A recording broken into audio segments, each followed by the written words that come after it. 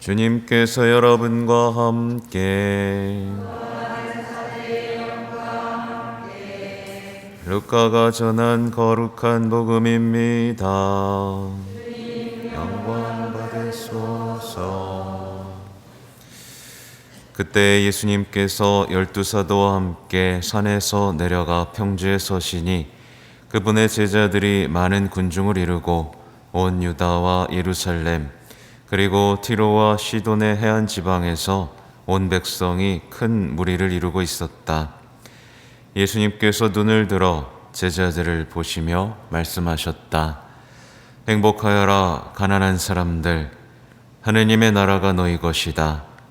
행복하여라 지금 굶주리는 사람들, 너희는 배부르게 될 것이다. 행복하여라 지금 우는 사람들, 너희는 웃게 될 것이다. 사람들이 너희를 미워하면, 그리고 사람의 아들 때문에 너희를 쫓아내고 모욕하고 중상하면 너희는 행복하다. 그날에 기뻐하고 뛰놀아라. 보라, 너희가 하늘에서 받을 상이 크다. 사실 그들의 조상들도 예언자들을 그렇게 대하였다. 그러나 불행하여라 너희 부유한 사람들, 너희는 이미 위로를 받았다. 불행하여라 너희 지금 배부른 사람들, 너희는 굶주리게 될 것이다. 불행하여라 지금 웃는 사람들, 너희는 슬퍼하며 울게 될 것이다. 모든 사람이 너희를 좋게 말하면 너희는 불행하다. 사실 그들의 조상들도 거짓 예언자들을 그렇게 대하였다. 주님의 말씀입니다.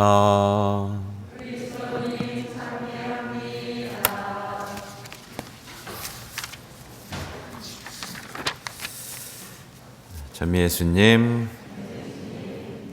한 주 동안 잘 지내셨어요?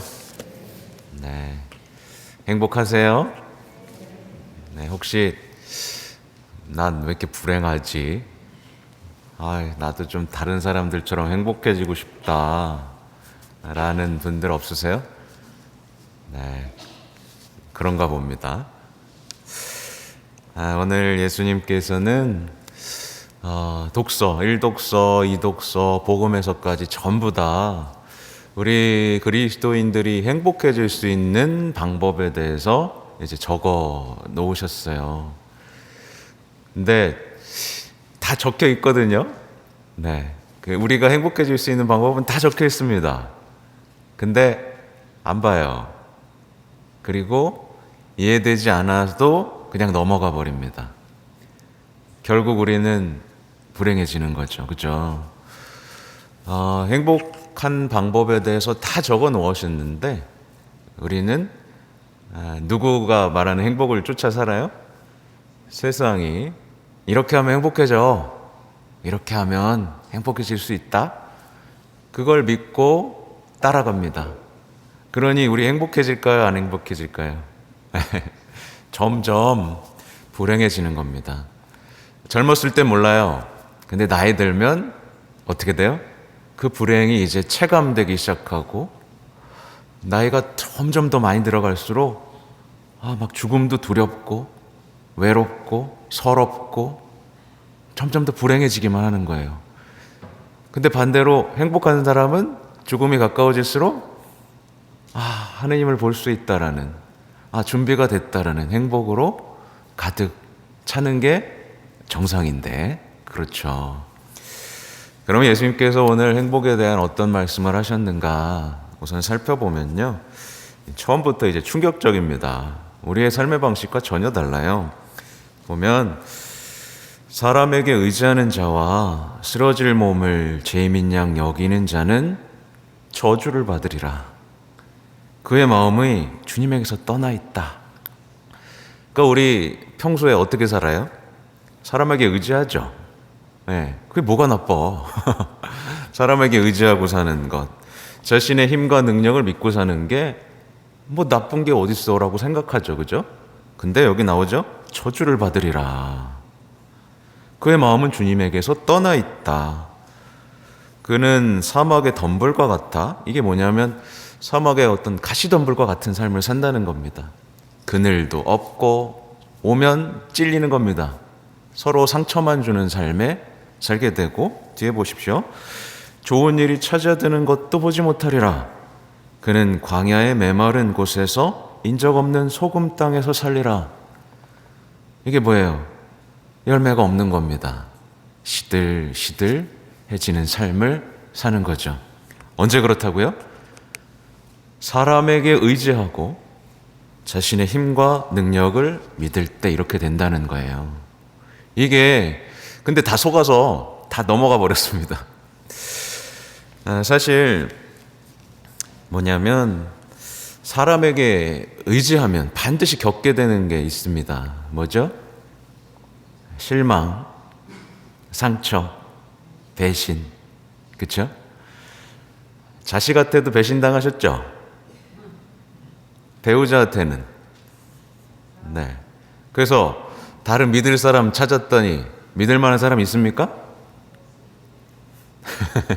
그렇죠? 사람한테 의지하면요 반드시 실망하고 상처받고 배신당하게 되어 있어요. 그러면서 내 안에는 뭐가 생기죠? 사람에 대한 의심과 불신이 생기게 되어 있습니다. 그리고 이게 더 나아가면 이제 무관심과 적대감이 내 안에 자리 잡게 되죠. 누구도 신뢰할 수 없는 거예요. 결국 이 마음으로 성당에 나온 사람들은 신부도 신뢰 안 하고 수녀도 신뢰 안 하고 예수님마저 신뢰 안 하는 사람이 됩니다. 그렇죠? 기도하다 좀만 안 되면 상처받아요. 예수님에게조차 상처받는 사람이 되는 겁니다. 결국 저주받은 삶인 거죠. 누구에게도 사랑받지 못하는 스스로 그렇게 돼버리는 거예요. 또 하나는 자신의 힘과 능력을 믿으면 반드시 겪게 되는 게 뭐죠? 어떤 실패와 허물을 체험하게 됩니다. 그 대표적인 게 우리 남성분들. 내가 잘 나갈 땐 좋았는데 퇴직하고 나면 갑자기 우울해집니다. 나는 쓸모없는 사람이구나. 난 뭘 해야 되지? 그런 게 찾아오잖아요. 그러니까 결국에 실패를 체험하고 허물을 체험하고 결국 불안, 두려움이라는 것이 엄습하죠. 그러면서 더 나아가 뭐예요? 나를 무시하는 사람에 대한 미움도 커지고 분노도 커지죠. 그래서 어르신들 보면 괜히 나 무시하는 것 같다고 막 속상해 하잖아요. 그죠? 자신의 힘과 능력을 믿어온 사람들이 겪을 수밖에 없는 저주인 거예요. 그렇잖아요. 어르신들 보면 대부분 여기 걸려 있습니다. 그래서 성당에 나오면서도 성장하지 못하는 신앙인들 공통점이 뭐냐면 늘 가정에서 섭섭하고 서운한 거예요. 그 마음에 잡혀 있습니다. 예. 그리고 어떤 늙어가는 것에 대한 두려움 속에 사로잡혀 있습니다. 공통점이에요. 그러니까 하느님은 이걸 끊어주고 싶으신 겁니다. 사람에 대한 집착이 아니라 하나님께 대한 신뢰로. 그렇죠? 여기 나오잖아요. 주님을 신뢰하고 그의 신뢰를 주님께 두는 이는 복되다. 그는 물가에 심긴 나무 같아 뿌리가 시냇가에 뻗어 무더위가 닥쳐와도 어떤 고난과 시련이 닥쳐와도 그 잎이 푸르고 열매를 맺는다. 그러니까 사람에게 의지하고 자신의 힘을 믿는 사람은 성장하지 못하는 겁니다. 예. 그래서 이거 정말 제가 얼마 전에 한 비밀입니다. 사제도 마찬가지예요. 사제가 사람에게 의지하는 순간 성장하지 못하는 사제가 됩니다. 그래서 어쩔 수 없이 외로움과 고독과 직면을 해야만 하고 그 가운데 주님에 대한 신뢰를 키워가면서 성장해 나가는 겁니다. 그때 비로소 그 사람에게 열매가 생기는 거예요. 열매가. 돌아보십시오. 섭섭하고 힘들어하고 상처받는 그 영혼에게는 열매가 없어요. 그죠? 네. 이 저주에게서 벗어나야만 합니다. 거기에 대한 보충 설명은 시편 1편에 그죠? 나오는 거예요. 그죠? 행복하여라. 그죠? 악인의 뜻에 따라 걷지 않는 사람. 결국 사람에게 신뢰하고 자신의 힘을 믿는 사람은 악인의 길을 따랐다 라고 보시면 됩니다. 그리고 두 번째는 오늘 바오로 사도의 말씀이에요. 바오로 사도는 이런 표현을 합니다. 우리가 현세만을 위하여 그리스도께 희망을 걸고 있다면 우리는 모든 인간 가운데에서 가장 뭐예요? 불쌍한 사람일 것입니다. 근데 여기 불쌍하신 분들이 몇 있습니다. 현세만을 위하여 그리스도께 희망을 걸고 오신 분들이 있다면 그분이 바로 이 자리에 있으면서도 가장 불쌍한 사람인 거예요. 써 있습니다. 그죠? 제 말이 아닙니다. 근데 이 말의 핵심이 뭐냐면 부활이 없는 것처럼 사는 거예요. 오늘 나오죠? 어째서 죽은 이들의 부활이 없다고 말합니까? 라고 말하는 게 핵심입니다. 여러분 부활 믿죠? 네. 부활이 기대가 되죠? 부활절, 부활 대축일에 기뻐 뛰죠? 예, 대답이 뭐 이럽니까? 부활 신앙인데. 보면 부활 대축일에도 별로 기뻐하지 않는 사람들 생각보다 많습니다. 부활이 왜 기쁘지? 예, 뭐 그냥 어리둥절하고 그냥 지나가 버립니다. 근데 부활이 없는 것처럼 사는 사람들 생각보다 많아요. 우리는 사실 부활을 생각하면서 삽니다. 그래서 지금의 행복한 게 아니라 뭘 준비해요? 부활 이후의 삶을 준비하는 삶을 살아요. 그렇죠? 부활이 있기 때문에 지금의 삶은 중요하지 않아요. 왜냐하면 영원한 삶이 기다리고 있기 때문에. 그래서 여기서 조금 힘들어도 주님의 말씀을 따라 살고 조금 불편해도 하나님 말씀에 따라 삽니다. 부활 때문에 그렇습니다. 그렇죠? 근데 부활이 없는 것처럼 사는 사람들은 삶의 모토가 달라요. 지금 즐겨라 이거예요. 나를 위해서 사는 겁니다. 더 맛있는 거 먹고 더 많이 모아서 이 세상에서 풍요로운 삶을 사는 게 목표인 거예요. 그렇죠? 어디 더 여행 가고 누구보다 더 많이 누리고 사는 게 그 사람의 목표예요. 그 사람은 부활을 준비하지 않아요. 그래서 가장 불쌍한 사람이 되는 겁니다. 여러분 불쌍한 사람이에요? 아니면 행복한 사람입니까? 아니면 희망으로 넘쳐 흐르는 사람입니까? 잘 보셔야 돼요. 부활을 믿지 않는 사람이 불행해지는 이유는 정말 결정적으로 뭐냐면 부활을 위해서, 영광을 위해서 우리가 반드시 겪어야만 하는 게 있어요. 뭐예요? 고통이에요. 고통. 고통은 선물입니다. 그래서 우리가 묵주기도 때 고통의 신비를 바치죠. 근데 부활을 믿지 않는 사람에게는 고통은 무의미해요. 삶에서 있어서는 안 되는 겁니다, 그냥. 그래서 성당 나오면서 부활을 믿지 않는 사람은 십자가가 다가오면 다 치워버립니다. 십자가 좀 치워주세요라고 기도를 하죠. 자식에게도 십자가 지면 다 치워버립니다. 그러니 불쌍한 사람인 겁니다. 우리는 고통을 통해서 영광을 얻게 된다는 것에 대한 명확한 희망을 가지고 있어야 되고, 예수님께서는 고통을 통해서 세상을 구원하셨고 우리의 고통과 희생을 통해서 죄인들이 회개할 수 있다는 이게 우리에게 엄청난 소명이고 기쁨임을 기억해야 됩니다. 근데 이게 다 사라져버린 거예요. 와서 부귀영화만 비나이다 비나이다, 여기서 좀 잘 됐으면, 사람들이 날 좀 좋아했으면, 날 섭섭하지 하지 않았으면, 그냥 여기에 갇혀 있다면 어떤 사람이라고요? 불쌍한 사람인 거예요. 이게 다 성경에 써 있는, 제 말이 제가 지어낸 얘기가 아니에요. 그죠? 성경에 있는 얘기입니다.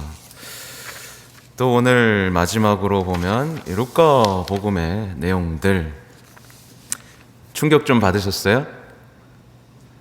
충격적이죠. 말도 안 되는, 우리가 추구했던 삶은 다 불행한 삶입니다. 부유한 거, 배부른 거, 웃고 즐기는 거, 사람들이 좋게 말하는 거, 이거 다 뭐라 그러세요? 불행한 삶이다 라고 얘기하시는 거죠. 간단하게 정리를 하면 그래요. 행복선언에 포함된 사람들은 자신의 소명을 사는 사람이에요. 여러분들 소명 있으세요? 제가 고해소에서 가끔 물어봅니다. 우리 형제님, 자매님, 혹시 소명이 뭐라고 생각하세요? 그러면 없어요. 자신이 하나님께 받은 소명을 모르고 살아요. 네, 소명을 모르는 사람은 반드시 우상 숭배하게 되어 있습니다.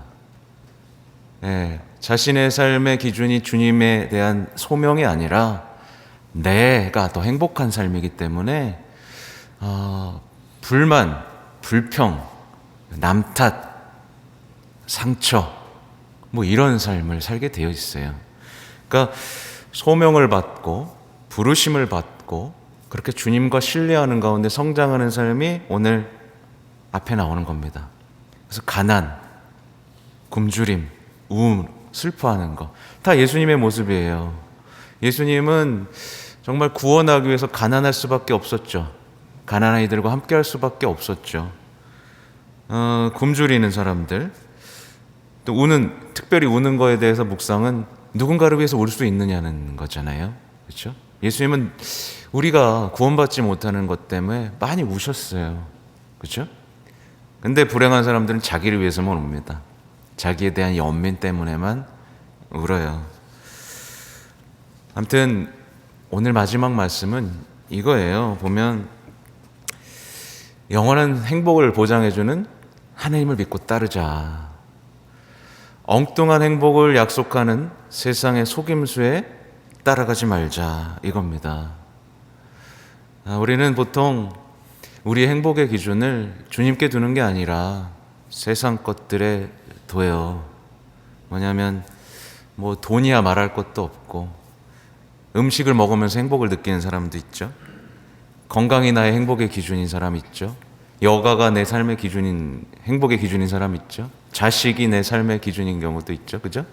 그러니까 이게 곧 어떤 걸 의미하냐면 우상 숭배를 의미합니다. 첫째 계명을 어기는 거예요. 한 분이신 하느님을 흠숭하여라가 아니라 내 삶의 행복은 다른 것에 있다라는 것을 살아내는 것을 우리는 첫째 계명을 어기는 거예요. 그 나머지는 당연히 다 무너지죠. 예, 나머지는 당연히 무너집니다. 내 행복의 기준이 하느님이 아니니까 보세요. 기도 안 하고 그죠? 주일도 어기면서까지 내 행복을 찾잖아요. 내 행복을 위해서 불륜도 괜찮아. 내 행복을 위해서 누구 죽이는 것도 괜찮아요. 내 행복을 위해서 누구 거 훔치는 것도 괜찮은 거예요. 1계명 무너지니까 다 내 행복의 기준에 따라서 나머지 계명은 다 무너지는 겁니다. 사랑 좀 안 하면 어때요? 미워하는 게 속 편한데. 그쵸? 그러니까 1계명이 무너지면 나의 행복의 기준 때문에 계명이 다 무너지는 그 우상 숭배가 내 삶에 쑥 들어와 버리는 겁니다.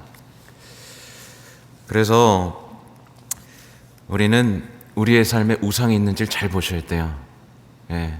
우리는 내가 모으고 나를 위해서 쓰는 게 아니라 그것을 통해서 함께 나누고 같이 울 때, 그리고 내가 소명을 살아낼 때 행복해질 수 있습니다. 절대로 희망, 행복을 약속하지만 주지 않는 것에 이제 쫓아가시면 안 돼요. 그래서 뭐 사족을 달면 우리가 불행해질 수 있는 방법이 있습니다. 불행해질 수 있는 방법. 뭐냐면 많은 재물에서 안정감을 찾으면 돼요. 재물 때문에 난 안정감이 있어. 욕망을 따르는 것에서 기쁨을 찾으면 되고, 사람과의 관계에서 위로를 찾으면 되고, 사람들의 고통에 무관심해지면 되고, 사람들의 칭찬 속에서 행복을 찾으면 됩니다. 이런 사람은 반드시 불행해집니다. 잊지 마세요. 오늘 돌아가시면 오늘 행복에 대한 얘기 다 써 있잖아요. 요걸로 내 삶의 기준을 바꾸시는 겁니다. 쉽진 않으실 겁니다. 왜냐하면 이건 생각을 바꾸고 태도를 바꾸는 게 아니라 뭐냐면 그리스도인으로서 성장하는 길이거든요. 그래서 많은 인내의 시간들, 기도의 시간들, 자신을 죽이는 시간들이 쌓였을 때 내 삶에서 펼쳐지는 행복이에요. 그래서 뭐 요즘에 생각대로 하면 되고 그게 아닙니다. 생각을 바꾸고 내 삶을 복음에 투신할 때 이 행복이 여러분의 것이 된다는 거, 이걸 기억하면서 행복한 신앙인으로, 성장하는 신앙인으로, 열매 맺는 신앙인으로 나아가시기 바랍니다. 아멘.